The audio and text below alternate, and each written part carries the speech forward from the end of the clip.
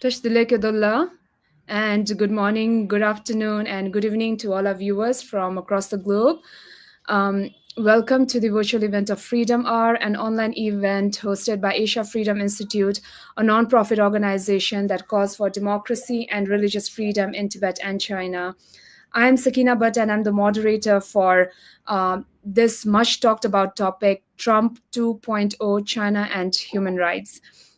There are many opinions and much speculation about how Donald Trump is handling China. And the question is, will human rights and democracy be a true priority? Joining me for this discussion, I am honored to introduce Kedar Okasang, founder of Asia Freedom Institute and a non-resident senior fellow at the Atlantic Council's Global China Hub. Kedola has held various senior leadership positions in the Central Tibetan administration. He was the Washington, D.C. representative for the Dalai Lama, special advisor to the then president, also known as Si Kyong, of the Central Tibetan administration, and the chief resilience officer of the CTA. Kedola, it's a pleasure to have you, and thank you for joining this discussion. Thank you, Sakinallah, and it's good to be here. And greetings to all the viewers. So, without further ado, I would like to begin with the first question. Kedola, can you put President Trump's re-election in perspective and what Trump 2.0 would mean for China? Yeah, Sakina, if you look at the arc of the US-China relations since normalization of relations between the US and China initiated by President Nixon back in the early 70s, there were some clear milestones or some clear phases, right? You had the pre-1989 Tiananmen Square massacre phase, and then the years immediately following the Tiananmen massacre.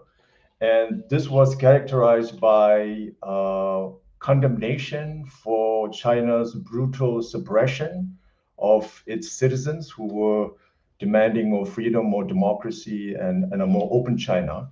So you had then years immediately following the Tiananmen Square massacre, where China's human rights record and its gross violation came under scrutiny. So that was really very much on everyone's mind and very much front and center.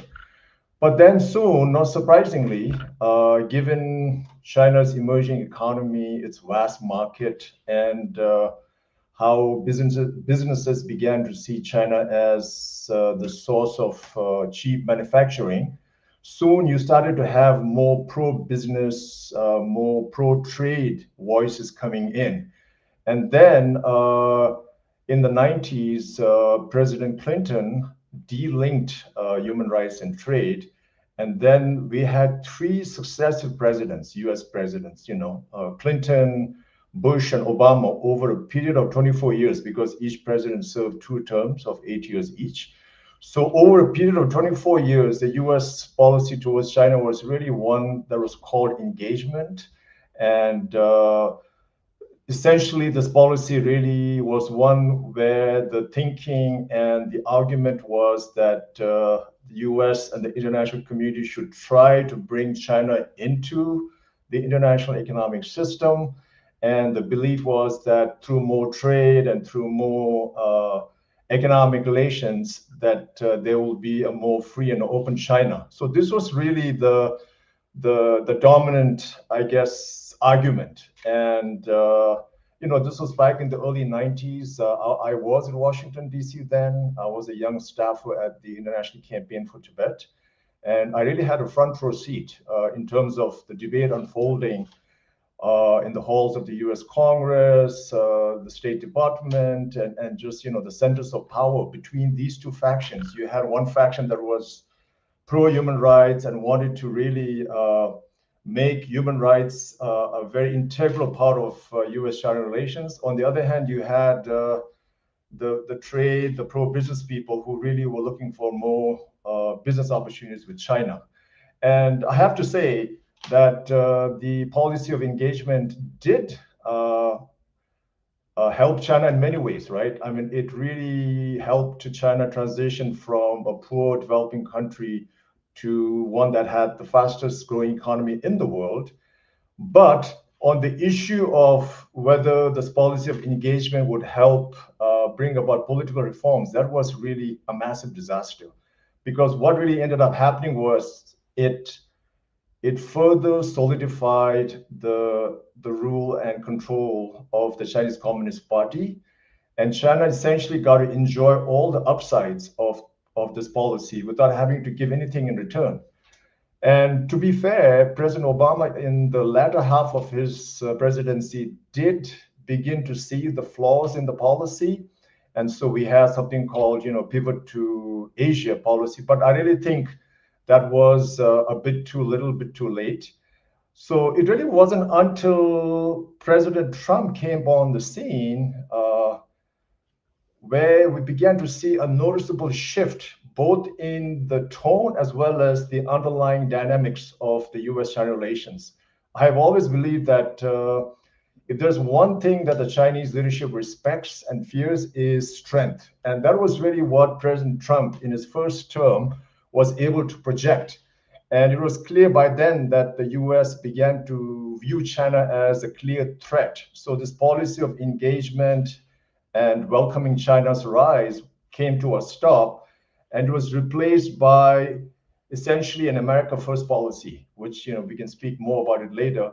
So now that we have President Trump back in the White House, it comes at a very challenging time for Xi Jinping himself because China is facing challenges on multiple fronts, right? I mean, on the one hand, the economic growth has really essentially stalled, and no one really believes the official GDP growth numbers that China puts out. And see what's happening on the youth unemployment front. You have the biggest youth unemployment happening in China today. Then you also have really low birth rate and a declining population. And you also have people leaving, China, those who have the means and the resources.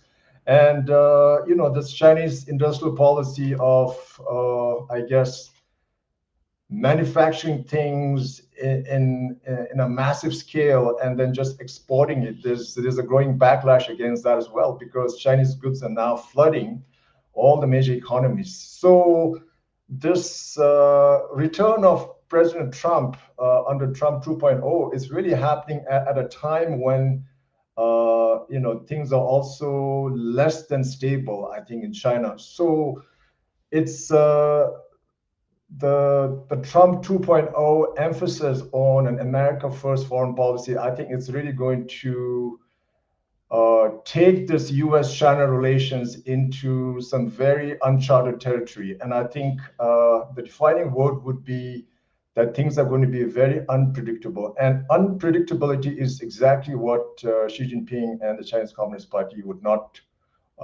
like to see. Thank you so much, Kedola. And it's really interesting because this time his new team, Trump's new team, includes two kinds of people. One is the China hawks, where there are people like Marco Rubio who strongly oppose China and want tougher policies against it. And on the other hand, we have business-friendly figures like Elon Musk, who have a big business interest in China and would prefer a softer approach to maintain trade and profits. And I think in the next few months will give us a clearer picture of how much of Trump's rhetoric turns into concrete policy. Thank you, Kedola. So where do you see the US-China relations heading under Trump 2.0? Yeah, I mean, it would be an understatement to say that President Trump has unleashed massive disruption, right, in terms of how the US government now operates. So that disruption is being felt really very sharply by everybody, from the US government to the US citizens themselves, as well as America's neighbors and the international community at large. So I think we are all kind of having to keep up and really just adjust to this massive disruption that has been unleashed by President Trump and his team. But as the dust begins to settle, Sakina, I think what is emerging is a few clear pattern. And this is also shared by many foreign policy analysts who are obviously, following this very closely. And one clear pattern seems to be that we are seeing a very distinct shift away from Europe. And I think the new Trump administration will no longer have a very Eurocentric kind of a position and a policy. So whether it's what's happening in terms of the massive reversal in policy on Ukraine, whether it's on NATO, whether it's even in the Middle East. So what experts are saying is that this is all going towards an effort to shift resources and attention away from Europe and also maybe even away from the Middle East towards Asia, towards Indo-Pacific, and especially towards China. So we'll have to see. I mean, to what extent that really plays out. But as you just mentioned, there's no denying that the current team around President Trump has a number of people who have a very long-term record of opposition and a very hawkish position on China and the Chinese Communist Party.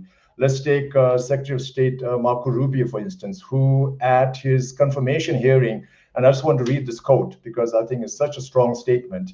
So Secretary Rubio said, "We welcome the Chinese Communist Party into the global order, and they took advantage of all its benefits, and they ignored all of its obligations and responsibilities. Instead, they have repressed and lied and cheated and hacked and stolen their way into global superpower status. And they have done so at our expense and at the expense of the people of their own country." So this is someone who was whose nomination was supported unanimously. There was no senator who actually opposed his nomination. So 99 senators, U.S. senators, voted for his nomination. And then, of course, you also have the Secretary of the National Security Advisor, Michael Waltz, and he, in an op-ed in The Economist right before the last U.S. presidential election, this is what he had to say. "The next president should act urgently to bring the conflicts in Ukraine and the Middle East to a swift conclusion and finally focus strategic attention where it should be, countering the greater threat from the Chinese Communist Party." So this is National Security Advisor Michael Waltz back in November 2024. And I should also add that Michael Waltz, when he was a congressman from Florida in the U.S. Congress, he also opposed the U.S. participating in Beijing's Winter 2022 Winter Olympics. He actually compared that Olympics to the 1936, the Summer Olympics that was held in Nazi Germany. So here you have two of the senior-most people in the Trump cabinet who have this kind of a position, towards China and towards the Chinese Communist Party. And Sakina, there are also experts and China watchers who have speculated on whether Trump is attempting, quote unquote, a reverse Nixon policy on China, which I think, just to explain that to you, it essentially means that President Trump might try to normalize relations with Russia and isolate China. This is the reverse of what President Nixon did back in the 70s when, at the height of Cold War, he, normalized relations with then Deng Xiaoping and China as a way to take them away from the Chinese relationship and its alliance with the Soviet Union.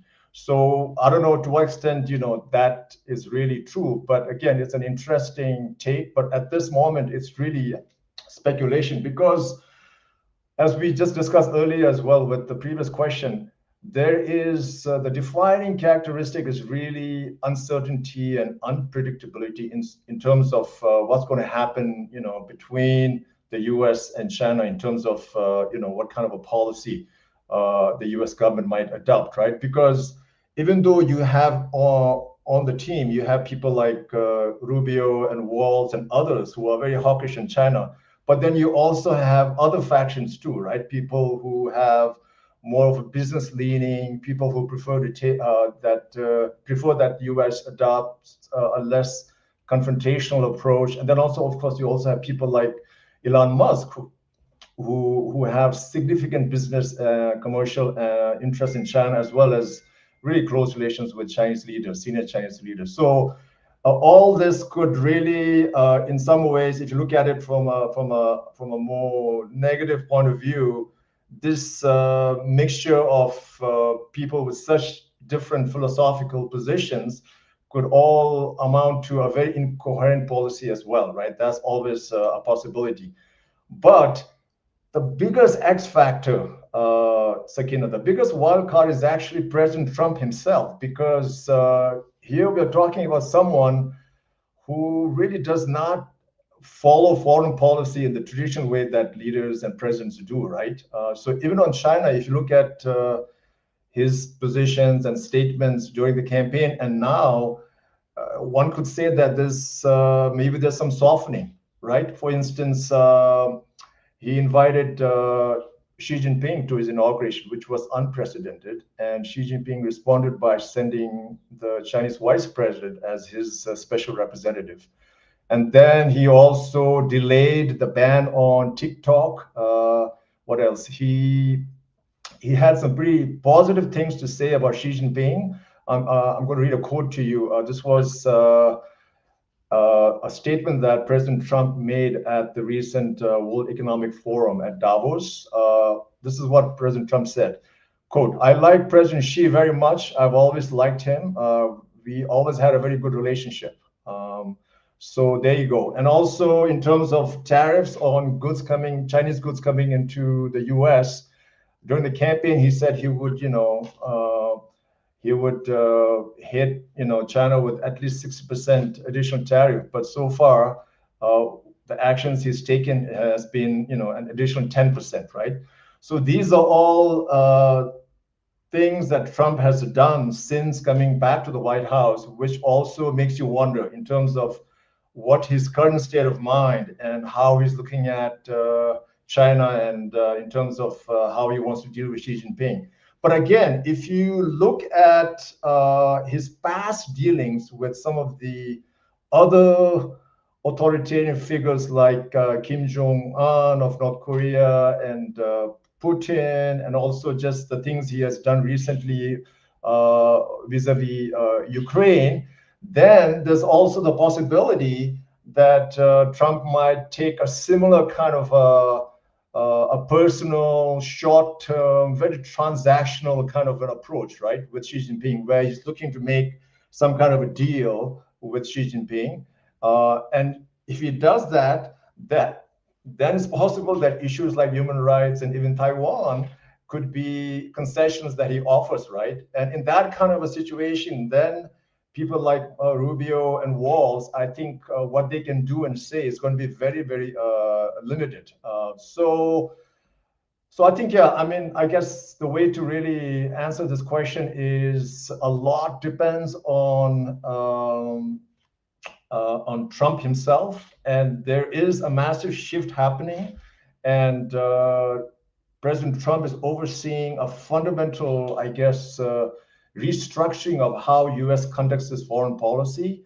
And I think a lot of that is really centered on this America First agenda, where anything that the U.S. does has to, in a very tangible way, advance U.S. interests and has to benefit the U.S., right? So he's really using the U.S. consumer market, for instance, which is the largest in the world. In some ways, he's weaponizing it. And he's saying, hey, everybody, if you want access to the U.S. consumer market, then you have to give us the same access to your market. If you don't, then, I'm going to hit you with this massive tariff. And that's what he's threatened the Canadians, the Mexicans, and I think he's going to use the same approach towards China as well. So I think what is clear is that this is not going to be a normal 4 years. I think That would be very safe to say that. And I think a lot will depend on the actions of President Trump himself and which two factions within his cabinet and circle of advisors he leans more heavily on, right? Whether it's going to be the hawks, people like the Secretary of State and the National Security Advisor, or to the more pro-business and the pro-China faction. So this is something which I think is actually playing out in real time. So I think we'll all just have to wait and see how it unfolds. Thank you so much, Kedola. That's an important perspective. And Trump 2.0 is definitely shaping US-China relations into a more tense and unpredictable phase. And it'll be interesting to see how this unfolds, especially on issues like human rights. Thank you so much. So what are the core issues that could dominate the bilateral relations between Washington, D.C. and Beijing? Kedola.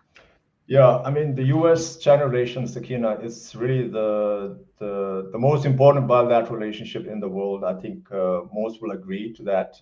And it's also such a complex relationship, right? It's so multifaceted. So it's hard to pick like 3 or 4 key issues, but I would go with the 3 T's, which is trade, technology, and Taiwan. So on the trade issue, is there almost every day, we go to, whether it's the New York Times or Wall Street Journal or CNN or BBC, the trade issue is front and center, right? And that is what President Trump based his whole campaign for re-election on.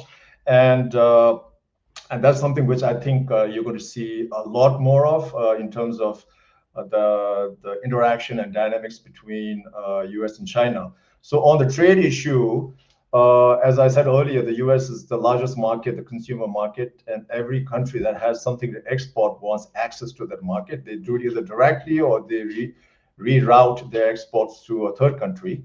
And I was just looking at some of the figures recently, and in 2024, Sakina, the US imported around $439 billion worth of goods from China.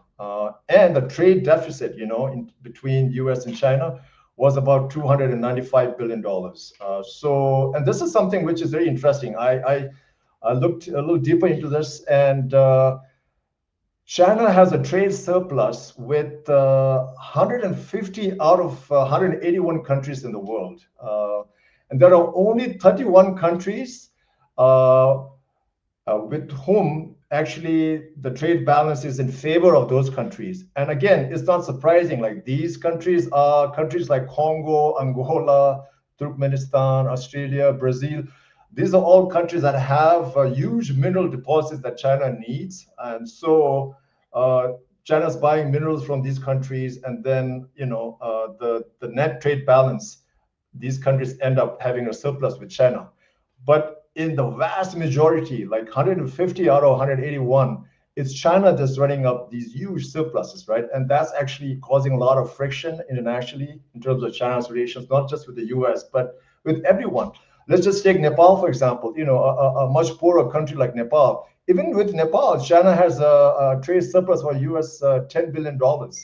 So it's so clear that the international trade system, I'm sure the consumers in these countries are benefiting from importing cheap Chinese goods, so they're getting to buy things at a much cheaper price. But the net result, who really ends up benefiting is China. And China has based its whole economy on this export model. They're able to produce things on a massive scale at a much lower cost, and then they just ship it out, right? And so I think the whole world now is trying to see how they can deal with this, because every market, whether it's the US or EU or India or Nepal or everywhere, is being flooded by these cheap Chinese products. And these are now no longer just low-end consumer products, like it goes all the way from electric cars to solar panels to really high-end items, advanced items. So trade is going to be the #1 issue between these two countries. And I think what President Trump is trying to do is make sure that this huge trade surplus is corrected, and that actually that China ends up buying more from the US, and that some of these manufacturing that has left the US comes back to America. So trade is definitely the #1. issue, and it's going to be a source of great friction. And then technology. So the only country that can compete with the US on technology right now is China. So there's a massive war, if I can just use that word, happening between China and the US on technology. And it's playing out in three arenas, right? On artificial intelligence, on advanced semiconductors, and then also outer space. So this is again, and of course, all this ties to national security. It ties to whether US is able to maintain its status as the most advanced economy in the world. So technology is going to be, I think, it's going to play. We're going to see technology visible everywhere in the bilateral relations between these two countries. And number three is Taiwan. Taiwan, when President Biden had his final meeting with Xi Jinping, this was last November on the sidelines of the APEC summit in Lima, Peru, Xi Jinping essentially warned the US on four red lines, right? Four red lines that the US government, whether it's the Biden or successive administration, should not cross. So I'll just quickly go over these four red lines. The first one has to do with the US will not try to undermine the power and control of the Chinese Communist Party by advocating for regime change, etc. Right? The second is that the US will respect the Chinese system of government, which is really essentially, one man, one party kind of dictatorship. So implicit in this red line is, things like promotion of democracy, human rights, religious freedom, the rights of people like Tibetans, Uyghurs, Mongolians, right, Hong Kong, all this, the work that Asia Freedom Institute and others, similar group that we do, this is all in this second red line. The third red line has to do with economy. It says, the US will not try to contain, China's economic growth, through whether it's through, trade embargoes or what have you, and other tools. And the fourth one, second, has to do with Taiwan. It says that the US will not promote, Taiwan's independence. So the Taiwan issue, I would say, is the third most, and there's no particular order to these three T's. I think all three at different times in the relationship will be under the spotlight and will be more serious compared to the other two. But Taiwan is right up there. It's a major flashpoint.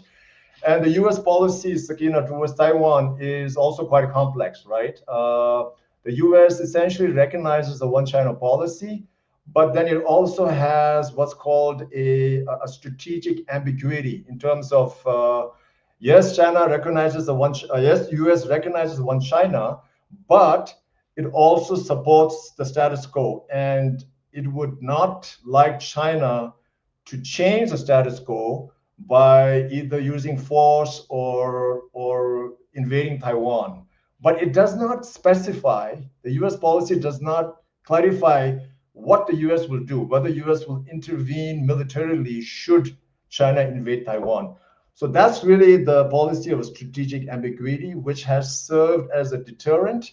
But now there are people in Trump's circle and in the current Trump administration that is advocating for the opposite. Instead of a strategic ambiguity, they're asking for or advocating for strategic clarity. Because what they're saying is that the strategic ambiguity posture no longer works, is no longer a deterrent. Because see what's happening, right? You had Speaker Pelosi who visited Taiwan, and immediately after that, you had all kinds of aggressive moves by China in terms of circling the island and invading Taiwanese airspace, firing missiles across Taiwan. So the hardline people in Trump's team are saying US should now come out and support a policy of strategic clarity, and not just that, but also scale up America's military presence in the region. So it's not clear exactly how Trump is going to approach the issue of Taiwan, but Taiwan, as I said earlier, is going to be very important. And again, there was another small but very important development recently when on February 13th, that's when the U.S. State Department especially updated a lot of information on its website. So if you go to the U.S. State Department page, there are certain sections like U.S.-Taiwan relation, U.S.-China relations, and it's called bilateral fact sheet. So in the Taiwanese fact sheet, the new statement now no longer has this phrase called "we do not support Taiwanese independence." So a lot of people who follow the Taiwanese issue very closely, this immediately jumped out for them, right? Again, I have to say this is not something new because in President Biden's administration in 2022, they also removed this. But then, of course, the Chinese protested really strongly. And then after a few weeks, that phrase was inserted back. But now it's not clear why that phrase got taken out again, and whether this signals any shift in Trump 2.0 policy towards Taiwan. But these are small things which may be symbolic, but I think people who follow take this very seriously. So the fact that this phrase was taken out, it just riled up the Chinese, and they protested very vigorously, and this was welcomed by the Taiwanese leadership. So Taiwan is going to be very, very important. Yeah, I think, and also how the Ukraine war kind of ends up being resolved, and to a large extent also, the how things are in Taiwan itself, right? Because now you have in Taiwan a leader who's much more assertive than his predecessor. So all these are factors that will come into play in terms of how Taiwan is really a major factor in U.S.-China relations. Thank you, Kedola, for this really detailed information regarding the bilateral relations between Washington, D.C. and Beijing, and for highlighting these really important points such as 3Ts, the four red lines, and the U.S. policy towards Taiwan. And yes, the tech war is another major factor, especially with restrictions on Chinese companies. It's clear that the relationship is entering a more competitive and an uncertain phase. So, Kedola, where will human rights and democracy promotion figure on the Trump administration agenda? Yeah, let me step back a little bit and just quickly comment on the policies and actions of the previous US president, right? President Biden and his administration. So President Biden, in dealing with authoritarian regimes and figures like the one Xi Jinping represents, he essentially defined that as "quote unquote," the battle between democracy and autocracy. And President Biden really elevated human rights and democracy promotion in U.S. foreign policy during the 4 years of his term. And his administration advanced, multiple policy and aid initiatives to actually promote democracy globally. And not just that, he also took a really multilateral approach, right, in terms of bringing allies along, using the forum represented by, in forums like the UN, for instance. And then in 2021, he also, the White House convened for the first time a summit for democracy, where you had leaders from almost all democratic states coming and discussing about democracy, how to protect, how to strengthen it. So it's safe to say that even though there are people who really advocate and are strong proponents of human rights in the Trump 2.0 team, but it's safe to say that the US may not use that same democracy versus autocracy framing, right? There's not a lot to right now really look at, but one place to look at is, again, the bilateral fact sheet. If you look at the bilateral fact sheet between US and China, there is language on human rights. Let me just read out. It says the US will, quote, promote accountability for China's violations of human rights within China and around the globe, close quote. So that's, at least they have flagged it, right, as one of the issues that is important for the current US administration. But again, if you go back to the four red lines that Xi Jinping laid out, other than the one dealing with economy, the other three, whether it's the Chinese Communist Party, whether it's accepting the legitimacy of the current Chinese system of government, and on Taiwan, I mean, this would mean that U.S. would have to push back against all those three red lines, right? In terms of really adopting a more aggressive approach towards human rights. So at this moment, Sakina, I'm not sure if whether that is what President Trump will end up doing. I think we just have to we'll have to wait and see. And also, I think a lot will depend on how the three T's play out, right?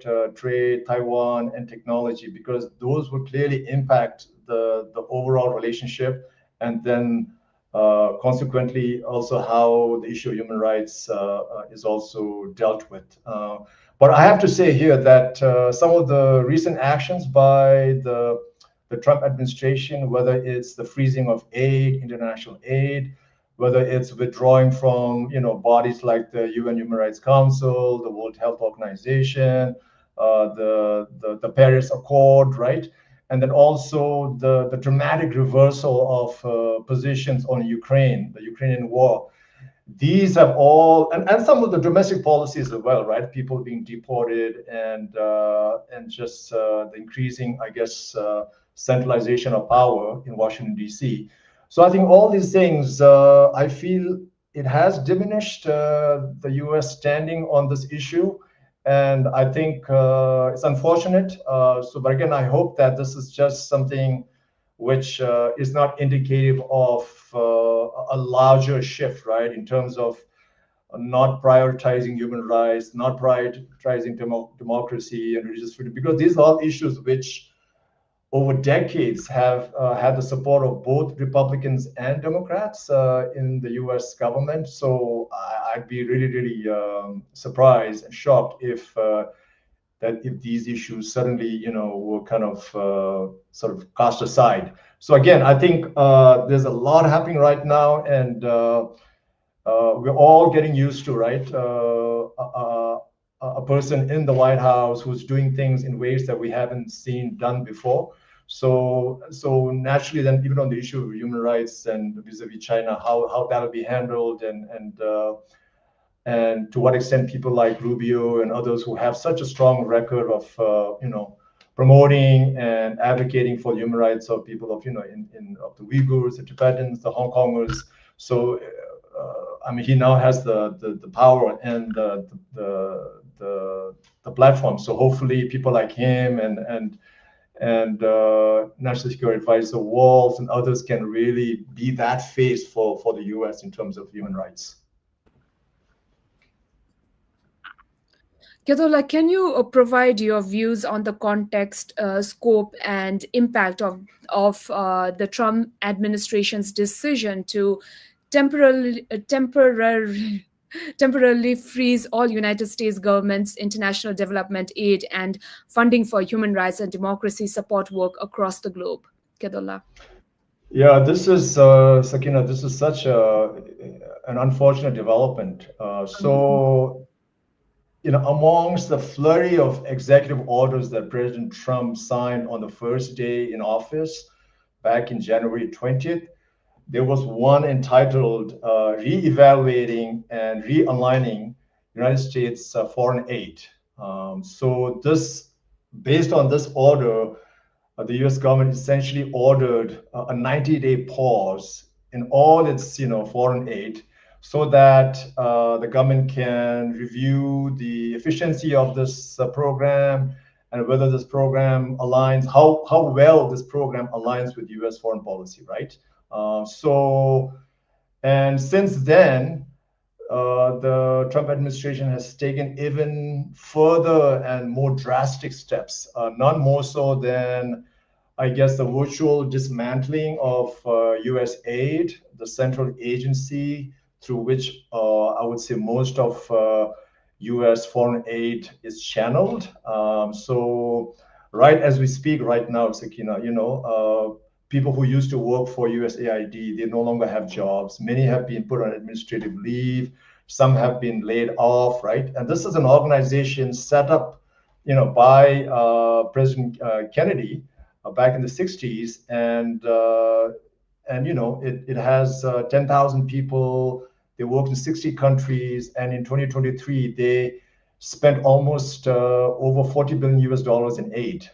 So what's happening right now is really alarming. But again, there's so much misperception and misinformation around US aid and how much aid that US gives internationally. I mean, I've seen polls conducted in the US where respondents are saying, giving numbers as high as 25%, right? And nothing could be further from truth. The Pew Research Center recently came up with some data. So based on their data, the total amount of aid given by the US in 2023 was around 72 billion US dollars. And this, Sakina, you have put it into context, right? It's a lot of money, but it's really just barely over 1% of the US government's total spending in 2023, which was about $6.1 trillion. So it's really literally a drop in the bucket. And in fact, when you take into account the US government's foreign aid share as a percentage of its total GDP, its total economy, right? It's they lag far behind some of these European countries like Norway. So it's not really a lot of money that's going abroad, but somehow in this current environment where there's so much chaos, there's also that kind of a distortion happening. So I just wanted to say that it's really just a very small trickle of US funding that actually goes abroad, right? And then not happy with just trying to, I guess, shut down USAID. Another huge blow for groups like ours. We don't get any funding from these agencies, I have to clarify, but I know many Chinese democracy groups, many Uyghur groups, the CTA, many Tibetan NGOs, they do receive funding from the US government. But another big blow was NED, right? The National Endowment for Democracy. So National Endowment for Democracy was set up by President Reagan. This is an institution that has always enjoyed bipartisan support on Capitol Hill. And this year, in fiscal year 2024, the Congress gave about 315 million US dollars. And NED supports grantees in almost 100 countries. And I think they have close to 2,000 grantees. And all the major Tibetan groups, including CTA, all the major Uyghur groups, right? All important Chinese democracy groups, they all have received long-term funding from NED. But what the Trump administration has done is, even though NED has money in its account with the US Treasury, they essentially froze access to that money. So as a result, now people who work with NED, for NED, they have been put on furlough, which means, essentially leave without pay. And all the grantees have been notified that NED will not be able to meet its grant obligations, that there will be no funding, forthcoming till this issue is resolved. So it's really, really, as I was saying earlier, even though US gives, such a little amount in terms of percentage of its total spend, but the sheer size of the economy, right, kind of leads to this massive number of $70 billion. So because all that has been, that the main tap has been shut off, everybody's feeling the impact. It's had a devastating impact on organizations doing development work all across the globe, including groups like the ones that we associate with, which is the democracy, religious freedom, human rights promotion work. All these groups have been, deprived of funding. So organizations like Freedom House, where I think almost 2/3 of the funding comes from US government sources, they've had to lay off people, and they've had to, shut down temporarily some of the research projects. And there are institutions like the National Democratic Institute, the International Republican Institute, which receives substantial funding through NED. They've had to close offices overseas and also let people go. And And yeah, there are like really stories everywhere in terms of groups working on health issues, on water and sanitation, on just livelihood. Everywhere there's just now this vacuum that's been created, and it's not clear whether funding will be renewed after 90 days. So that's also really up in the air. But Secretary Rubio, who now is in charge of USAID as well, he is quoted as having said that every US dollar that is now going to be spent, they must justify with strong evidence that every dollar is actually contributing towards making US safer, stronger, and more prosperous. So now this is almost an impossible metrics to really comply with, right? How can you prove that every dollar the U.S. gives will lead to those three outcomes? But that is where things are, and I think unless Congress or the Supreme Court in the U.S. or some other entities intervene, if the Trump administration, if they have their way, then I think essentially what they want to do is shut down USAID, absorb it into State Department, and then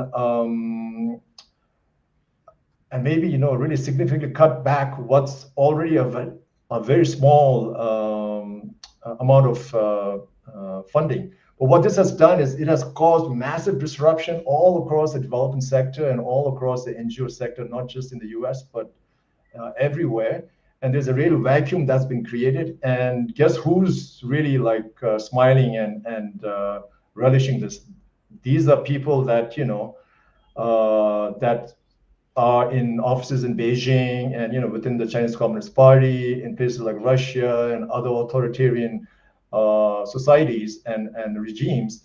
They are actually just thrilled that this is happening. So what the US is doing is, I think, really counterproductive, and it's creating an opening for the Chinese Communist Party to come in and essentially be the good guy, I guess, and just let people know that, listen, we are more reliable, you shouldn't really trust the US. And so I think through these measures and actions, I think we have created that kind of environment. Again, I hope that this is something that's just really temporary, and I hope that the funding will be renewed soon, because the longer this goes on, I mean, it's amazing, how much that little portion of money is actually the returns that the US and the international community gets from that, right?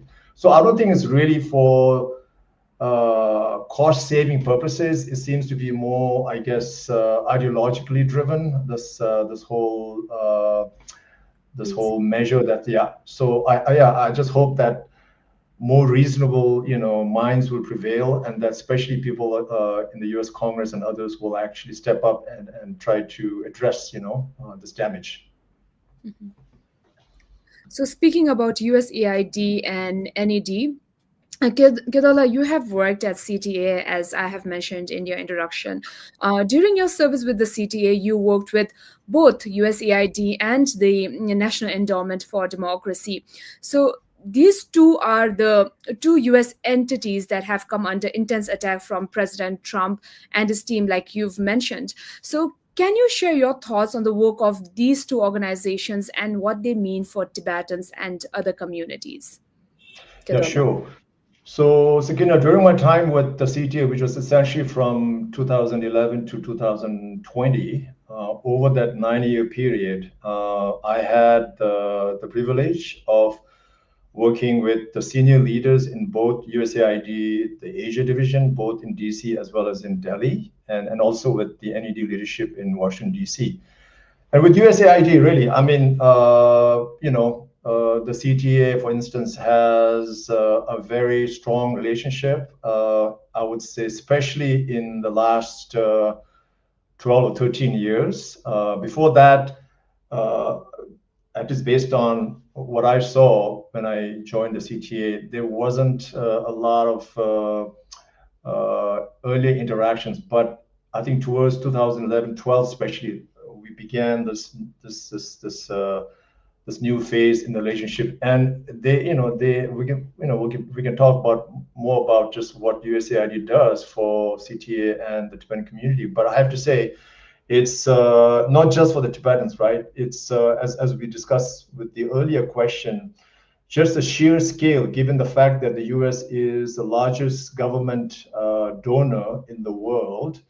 So what the US is able to do with that $70+ billion that it gives out annually, it really makes a difference, right? I mean, through that, the US government is able to address some of the critical health and development issues and other major pressing issues in some of the poorest areas of the world, right? And in return, I think USAID also serves as this wonderful platform to project America's soft power. Because see, any nation, whether it's as big as powerful as US or some small country in the global South, there are multiple ways of advancing your national interest. You can do it, I guess, for a more powerful country, you can do it militarily, economically, diplomatically. But then there are also tools and platforms such as the one that USAID provides, where through the development aid funding and the support you're providing in the far corners of the globe, you're able to win the hearts and minds of people and really demonstrate the values that the US stands for, right? So I mean, I can't say enough about why something like the USAID should really, be sustained. And shutting an agency like that down I think would be a huge loss for everybody. And then NAD is really the lifeline for so many organizations that I know. And this is because, see, USAID, they deal with larger amounts, right? So it's hard to get a $50,000 or $100,000 grant from the USAID because of the sheer amount of money involved is not cost effective, and also administratively it's impossible for them to manage multiple small grants. But with NED, they can support a group that needs $10,000 here to organize a campaign, $20,000 there to organize an event. So they have helped sustain a whole community of organizations working on democracy, freedom, the rule of law, right, and strengthening the entire institution and fabric of democracy in so many countries. So, yeah, I mean, I know so many organizations that actually count NED as their core funder, and with some organizations, NED stays with them for 10, 15, 20 years, right from inception to kind of their establishment and their growth, right? And NED is not just about money also. I think they also convene, they also build that whole sector from the ground up in terms of opportunities for leadership development, in terms of convening, in terms of research. So, I mean, in some ways, I think at least directly for the work that we're doing, right, which is about promoting democracy, human rights, and religious freedom, NED is as, if not more important than USAID, NED.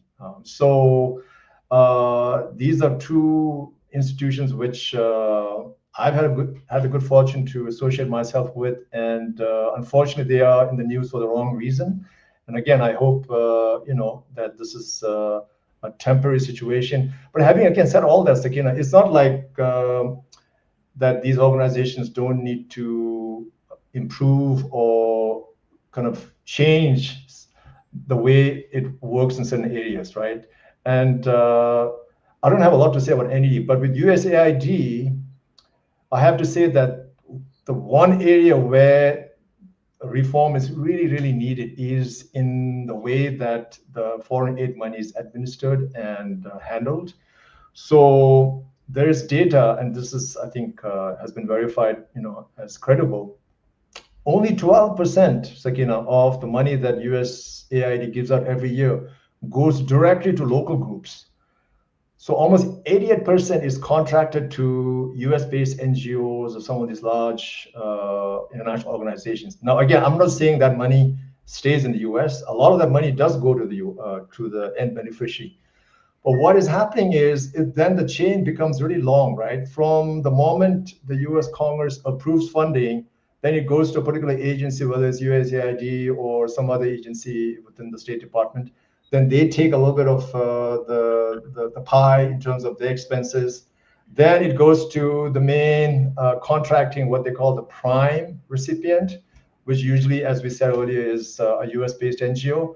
So then they take kind of their share of the expenses, and then some of these they also take expenses for the country office. Then there are multiple sub awards, other groups involved who are again subcontracting a smaller piece of the bigger pie. So all this ends up being quite a long chain, and the net result is that the actual money that ends up in the hands of the end beneficiaries for whom the program was actually originally intended for is much less than what the Congress approves, right? And I had this somewhat painful experience when I was working in the CTA. I'm not going to name the NGO, but this was a big NGO based in Washington.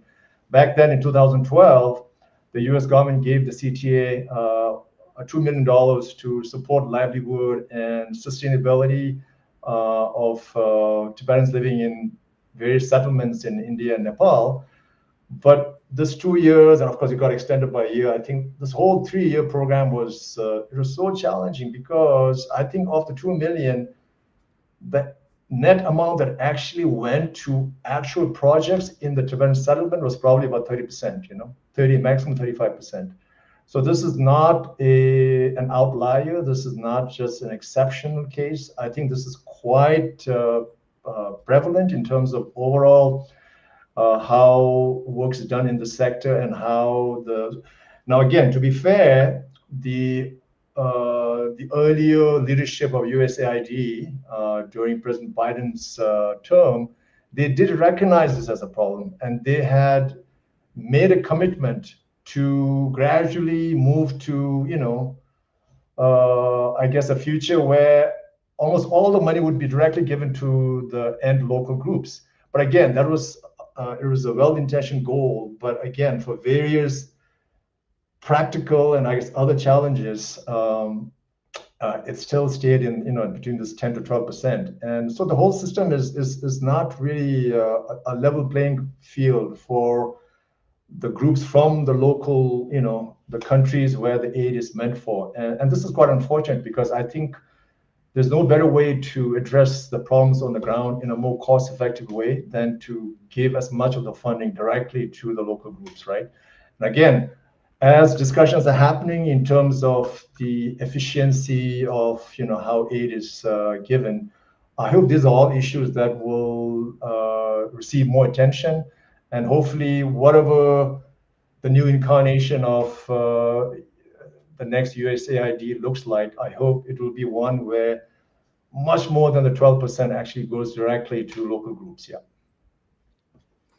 Thank you, Kedullah. And now that there is this freeze in funding, how is the pause in funding impacting the Central Tibetan Administration, the CTA, and the Tibetan community, both inside Tibet and in exile?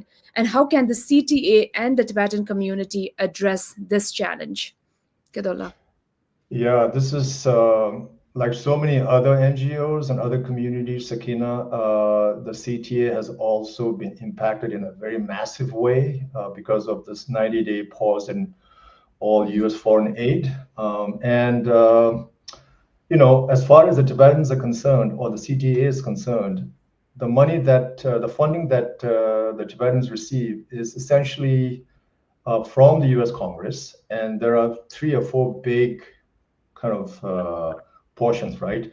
Big for the Tibetans, I mean, it's not a very large amount, relatively speaking. But then you have about 10 million going to support economic development, cultural preservation, education, and environmental conservation projects in Tibet. And that has been there for now for many, many years. It was initially 8 million, then it got increased to 10 million, and so that's one stream of funding. Then there's another which also got increased over the last 2-3 years of $8 million.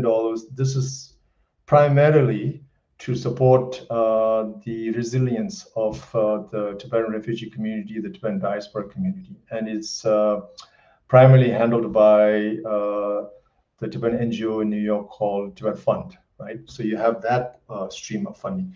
Then there's also another stream of funding, which is about $3 million, which goes to the CTA's capacity building, strengthening CTA as an institution. And then, in addition to these three, which are there annually in the budget, approved by Congress, there are also other smaller pots of money that are coming from 3 or 4 different bureaus within the State Department. You have the Bureau for Democracy, Human Rights, and Labor. You have the Population, Refugees, and Migration. Then you also have the Education, Cultural, the ECA.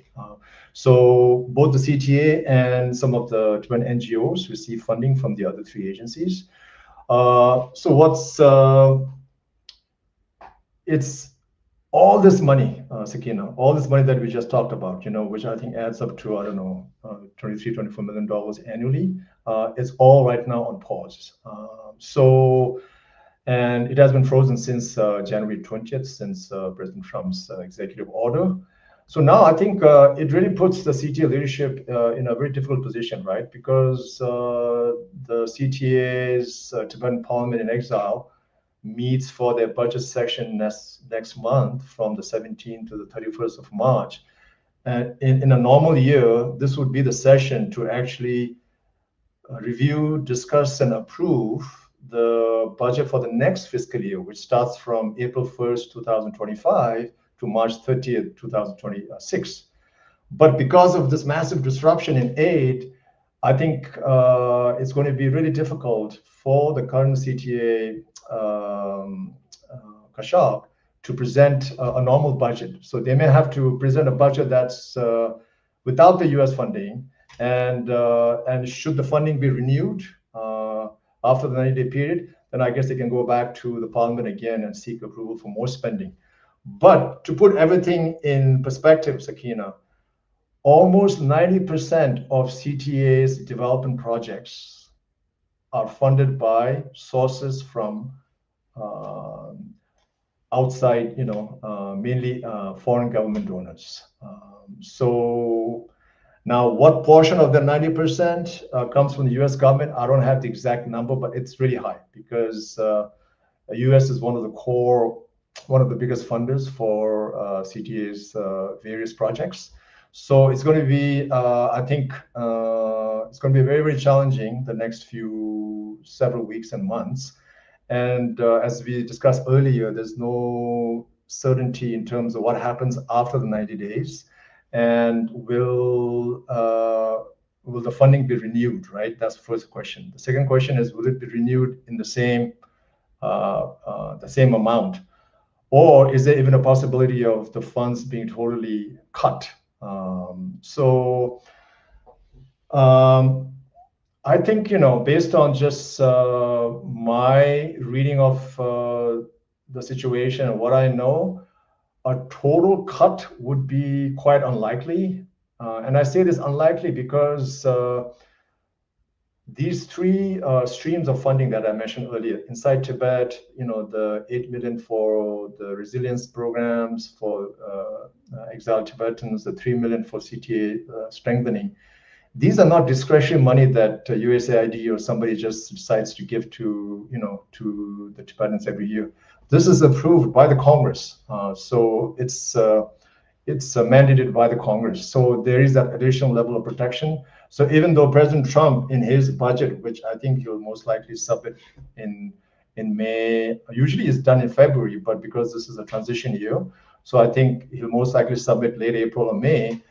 Like he did in his previous budgets when he was the president earlier, there may be zero funding for Tibetan programs, but that's okay because the way the budget process works in the US is the executive, the president will submit their budget, which is kind of like really kind of their wish list and kind of their blueprint.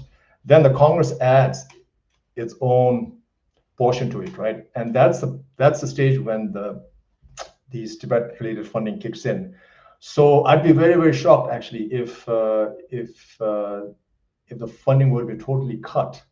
But there's no guarantee, right? Because we're living in a very different time now. I think the person occupying the White House now has a very expensive definition of what the power of the executive and the White House should be, right? Vis-a-vis usually on issues related to budget and spending, that has always been the domain of the Congress. That is what the US Constitution provides for. But President Trump has been really challenging that and pushing the envelope on that, because I think he wants to have more authority and control be ceded to the executive, to the White House. So we'll have to see, how that tussle plays out. But there is that protection. But regardless of how the pause in US aid plays out, Sakina, I think this is, and I've said this in my social media account as well, when news first broke out about this freeze in funding, I think this is really a wake-up call for the Tibetan community. I think we should now really seriously take a look at whether we can afford to be that reliant, that dependent on foreign funding. Every CTA leader talks about wanting to be self-reliant and putting CTA on a path of self-reliance, but the actions and the programs are really what's been lacking, right? So it's my point of view that current and all future Sikyongs, who are essentially the presidents of the Central Tibet Administration, which is AKA the Tibetan government in exile, I think fundraising and resource mobilization should be the number two, if not the number one responsibility. They should be responsible, whether they serve for 5 years or 10 years, that during that term, they need to hit certain numbers in terms of how much they've been able to actually raise in terms of funding and other resources. I really strongly believe in that. And then the other thing is, it's high time now, I think, for Tibetans to be always looking externally, right? So the time has come now for Tibetans to support their own government and its programs. And, there are 150,000 Tibetans now, half of whom live outside South Asia. And I feel there really is the capacity to take on more of the financial burden and not be this reliant, right? 90%, that's not a sustainable number. And really, if the funding were to be reduced just significantly, or God forbid, to be temporarily, permanently cut, then I think we're looking at major downsizing. And maybe, maybe in terms of downsizing, I think I wouldn't wait for the 90 days to be over. I feel like in addition to coming up with ways to raise more funds independently, I think it's also time to streamline, the whole exile infrastructure. And remember, we talked about this in an earlier discussion we had around reimagining Tibetan governance and democracy.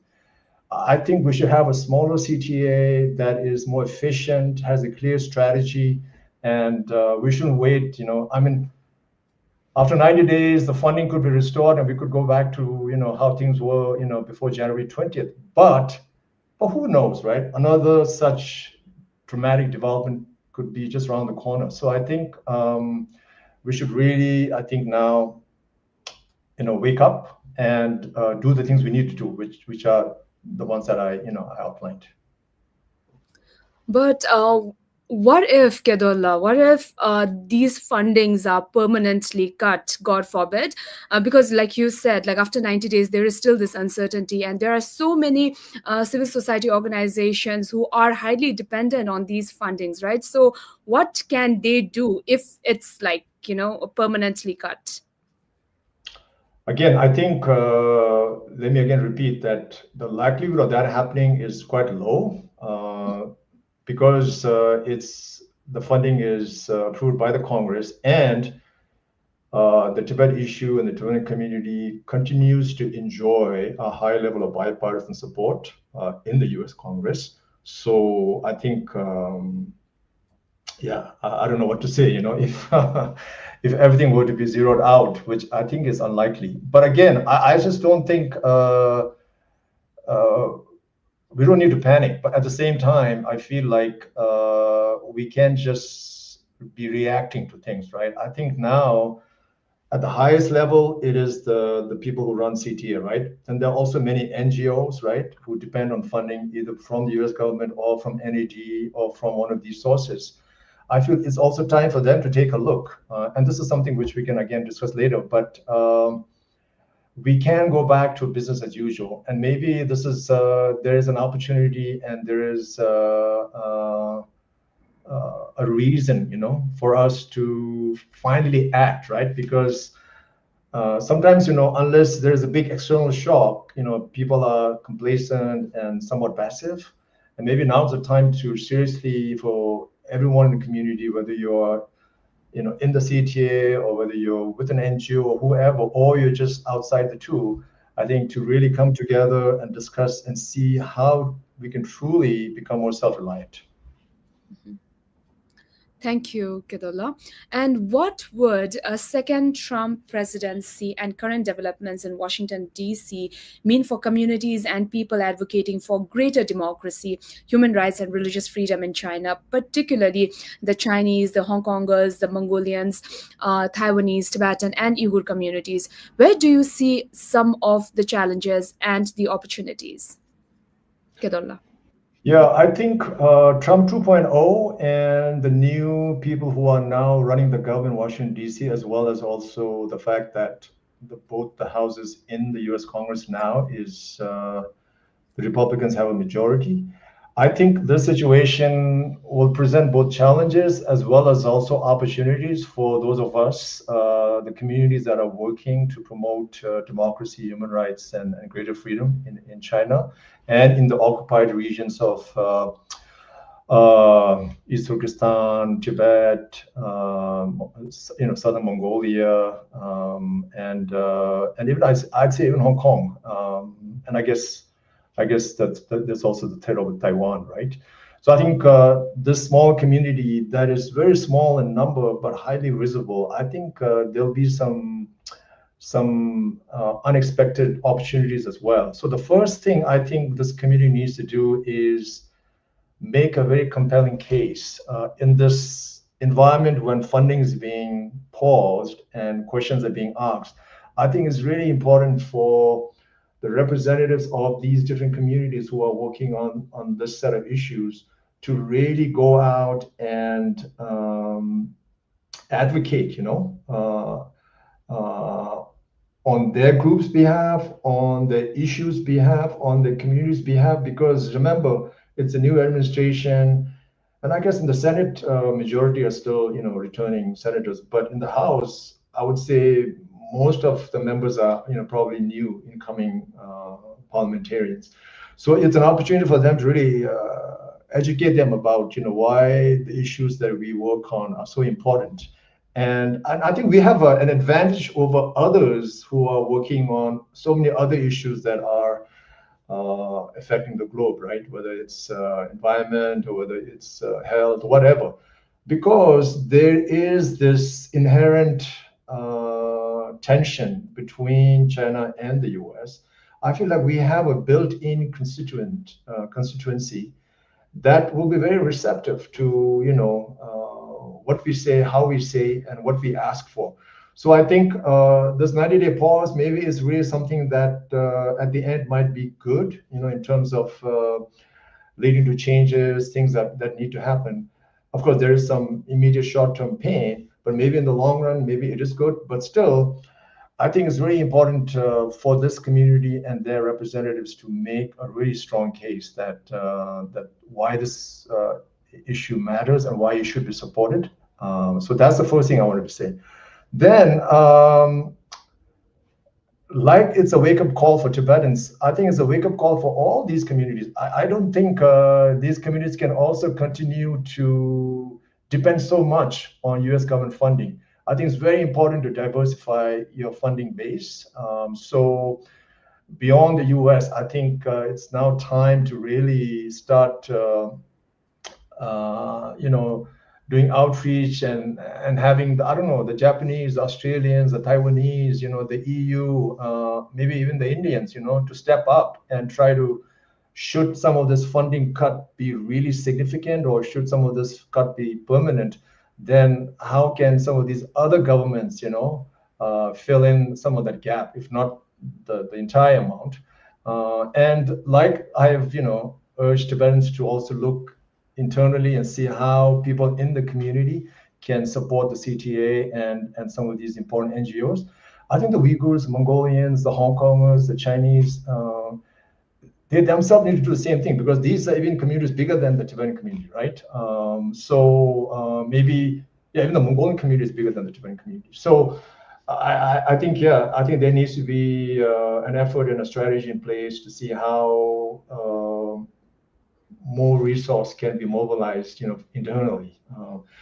And then I think the issue of religious freedom is going to be really, really important, because you have a conservative government, you have a conservative Congress, and from my experience of having worked in Washington, D.C., there's no issue that really resonates with the Republicans than when it comes to religious freedom.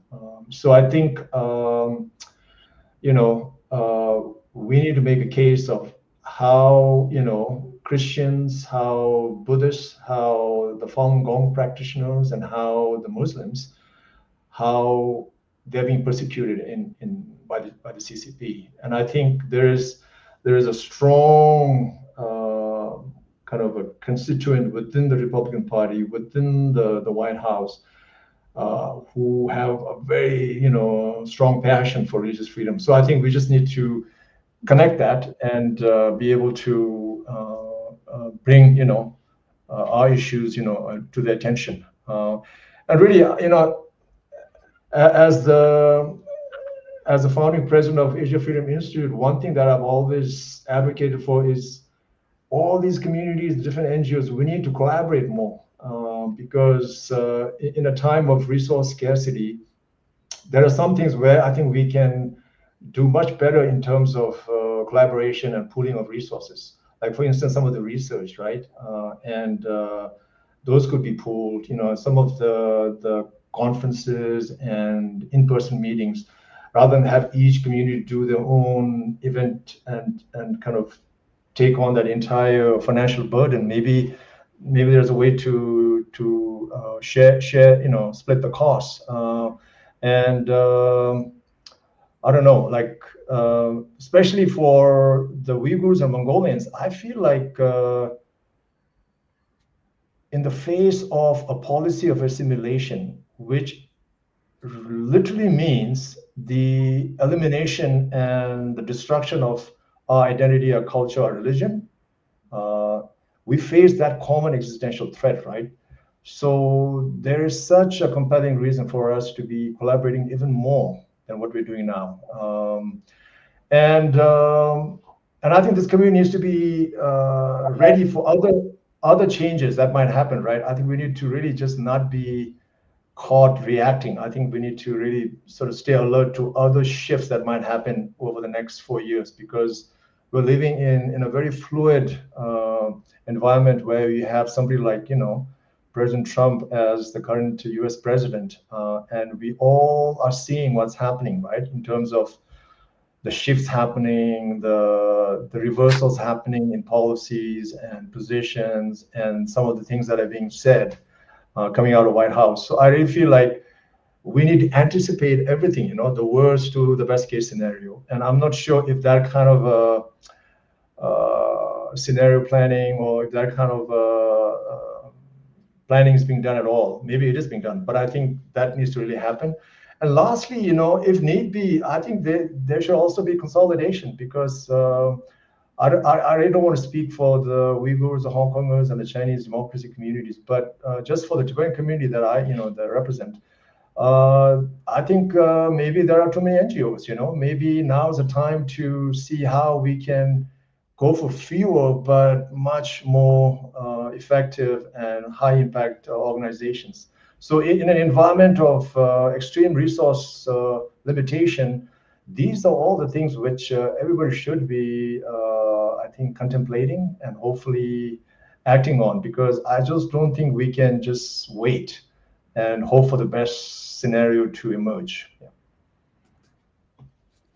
Thank you so much, Kedola, for sharing your invaluable insights. Your perspectives were really enlightening, and it's clear that while the path ahead is uncertain, the resilience and the determination of these communities, the Tibetans, the Hong Kongers, Taiwanese, the Chinese pro-democracy communities, or the Falun Gong, will continue to drive their fight for human rights and freedom. Thank you so much, Kedorla, and I would also like to thank everyone involved in today's discussion. And before I end today's session will be uploaded on AFI's website at www.asiafreedominstitute.org. And I'd like to request our viewers to please follow AFI's X, Facebook, LinkedIn, and Instagram pages for more information on AFI's programs and activities. And I would also like to inform you that we are available both on Apple Podcast and YouTube. Thank you so much once again. Thank you, Kedola. Thank you.